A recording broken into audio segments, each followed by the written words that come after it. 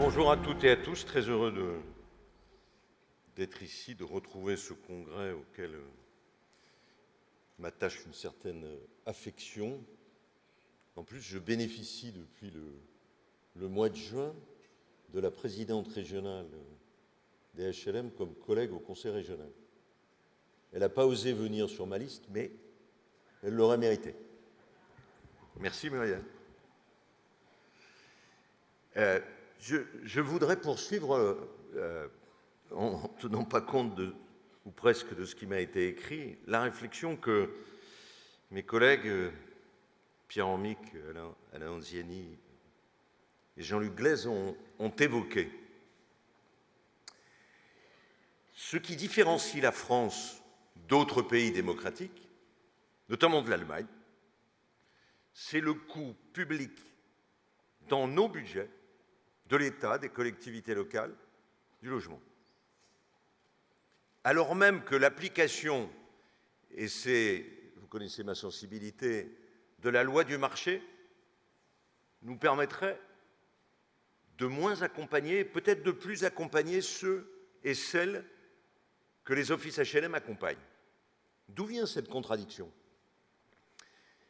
Je l'ai découverte un jour, président de la métropole de Bordeaux, à l'époque c'était la communauté urbaine, lorsque les offices HLM sont venus me voir en me disant « Il faut que vous multipliez par 13 l'aide au mètre carré du logement social, nous ne pouvons plus trouver de terrain. » Quelle est la cause?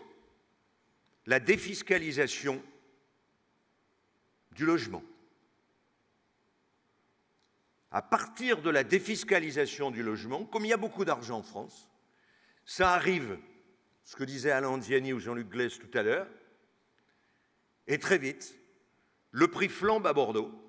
Il y a tellement d'argent pour acheter du terrain que les offices HLM ne peuvent pas le faire. Ça va jusqu'à Saint-André-de-Cubzac, Capsieux et le reste. Et on vient trouver les agglos, on vient trouver l'intercommunalité pour dire il faut que vous nous fassiez la prise en charge d'un surcoût foncier. Après, la promotion immobilière peut se payer à Bordeaux des musées, on sait pourquoi. Tant que nous n'aurons pas mis un terme à la façon avec laquelle les lobbies concernés fonctionnent, nous ne pourrons pas maîtriser l'action publique, à quelque niveau qu'il soit des pouvoirs publics, dans ce domaine-là. Et pourtant, le logement est sûrement à la fois peut-être une des politiques les plus complexes, mais une des politiques les plus indispensables. D'abord en matière d'aménagement du territoire. Comment on reconquiert les centres-villes? Comment on investit massivement pour les logements vides? Comment on aide à la reconquête du centre-bourg de la petite commune? Comment on fait les logements autour des commerces?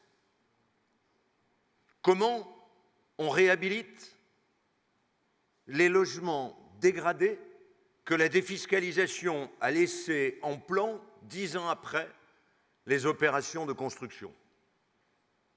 Et je dois le dire, pour en avoir débattu beaucoup avec le bâtiment et les travaux publics, que si cette défiscalisation disparaissait, cela n'enlèverait en rien. En Aquitaine, on est à 160 000 emplois sur le bâtiment et les travaux publics. D'abord, ça faciliterait l'accès au logement et à la propriété de beaucoup de monde, y compris des jeunes, qui aujourd'hui sont obligés d'attendre des dizaines d'années avant de pouvoir rentrer en propriété. Et ça favoriserait facilement et l'innovation dont parlait Jean-Luc Glaise et la construction. Donc il y a un problème d'aménagement du territoire. Artificialisation des sols, lutte contre l'artificialisation, je crois que c'est indispensable, même si ça entraîne des contraintes, Alain Anziani en parlait tout à l'heure, par rapport à toutes les collectivités. Ce qu'il faut que les collectivités fassent, par contre, c'est ne pas concentrer les logements rive droite, rive gauche, est-ouest, etc., et les activités de l'autre côté. Il faut travailler sur la mixité. Emploi, logement, services. Ça me semble être quelque chose d'indispensable. Un mot aussi sur les aspects de justice. La région Nouvelle-Aquitaine a voulu s'emparer depuis plus de 15 ans du logement des jeunes. Sa compétence naturelle n'est pas le logement. Mais en même temps, quand on regarde le problème des apprentis, des stagiaires de la formation professionnelle, des étudiants, il faut impérativement que nous débloquions ce système. On a créé 10 000 logements avec le Crous. On va en créer 10 000 autres dans les 10 années qui viennent, pour faire en sorte que l'attractivité dont parlait Alain Ziani tout à l'heure soit aussi une attractivité universitaire. Et pourquoi le logement des jeunes? Parce qu'on s'est aperçu, les recherches l'ont montré, que le logement des jeunes était le principal obstacle à l'ascenseur social. Le principal obstacle à l'ascenseur social. On a inventé en Nouvelle-Aquitaine, et j'en suis un peu fier, une opération qu'on appelle un 2-3, qui fait l'avance du loyer et l'avance de la garantie. On m'avait prédit des rideaux monumentaux, et finalement, tout se passe bien. Geneviève Fioraso, qui était à l'époque ministre de l'Enseignement supérieur, l'a repris au niveau national, avec des coûts relativement faibles, et en même temps favorisant l'entrée dans le logement, la mixité des logements, la garantie pour les personnes en ville qui ont une chambre de libre, une partie d'appartements, de pouvoir les louer à des jeunes. Ascenseur social et le logement. J'avais d'ailleurs suggéré cette idée à Alain Juppé quand il était en primaire de sa formation. Peut-être qu'il aurait gagné sa primaire s'il avait suivi. Alors,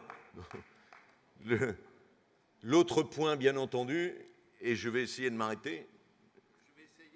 Je vais essayer. Je vous j'avais prévenu. Hein. On est au courant. Hein. La transition écologique. Et un autre problème, j'en ai beaucoup discuté avec la ministre, qui est la façon avec laquelle on enclenche la réhabilitation thermique des logements. Par où ça passe? Quel est le déclic? D'abord, on le fait sans peine avec les offices HLM.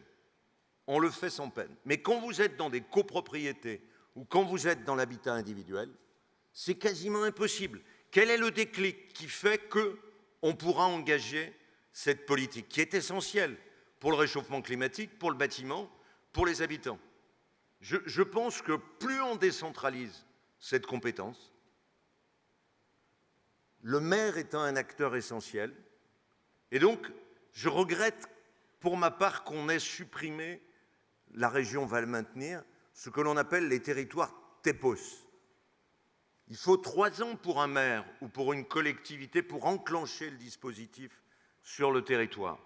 J'apprécie la réforme qu'a faite Emmanuel Wargon sur le fait de confier aux intercos toute cette stratégie, mais on voit bien que c'est la proximité qui est essentielle. Ensuite, vous savez, nous, en Nouvelle-Aquitaine, première forêt d'Europe, on a tous les éléments, bien entendu avec l'appui de la Caisse des dépôts, qui est quand même notre grande tirelire nationale, de pouvoir amener du bois dans tous les logements. On a même créé un pôle de compétitivité sur le bois, qui nous permet aujourd'hui d'avoir des stratégies complètement innovantes dans ce domaine-là. Voilà ce que je voulais évoquer. Je n'ai pas bien lu la loi 3DS. Je ne sais pas si elle est lisible. Je profite avant que le Premier ministre soit là. Mais en tout cas, il y a une vraie réflexion à faire. Cette réflexion, elle ne peut pas exister par le haut, Monsieur le Président. Elle doit exister en partant du bas. Les grands services publics sont nés des territoires, ne sont pas nés de la tête d'un tel ou d'un tel. Et de la même manière, la politique du logement doit être qualifiée à partir du terrain.